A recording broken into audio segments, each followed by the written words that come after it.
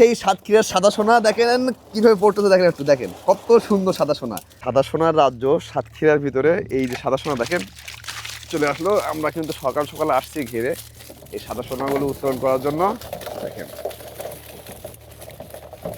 কতগুলো সাদা সোনা, এই কালারটা মানে পিঙ্ক কালার।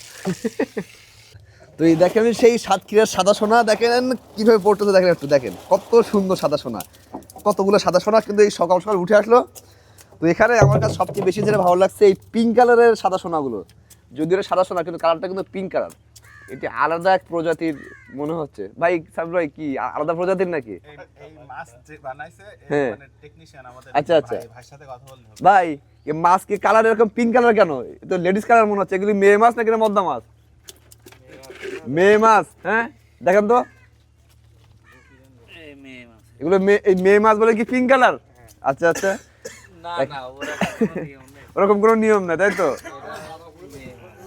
দেখেন এই সকাল সকাল কিন্তু এই ভোরবেলা এসে এই এতগুলো সাদা সোনা সংগ্রহ করা হয়ে গেছে। দেখেন কত সুন্দর। এখন সাইবুল ভাই কিন্তু মাছ বাঁচতেছে এই এক ভাইয়ের জন্য। সাতক্ষীরা ফিশ হাউসের পক্ষ থেকে এক ভাই মাছ নিয়েছে, সেই ভাইয়ের জন্য মাছ বাঁচতেছে। সাইবুল ভাই দেখতে পাচ্ছি খুব বেছে বেছে এখান থেকে মাছগুলো সংগ্রহ করে এখানে বালতির ভিতরে রাখতেছে। বালতির কালার আর মাছের কালার তো প্রায় একই রকম হয়ে গেছে, লাল লাল মতো। এইগুলা কয়টা কেজি হবে? 36 থেকে 38টা কেজি, সবগুলো একই সাইজের।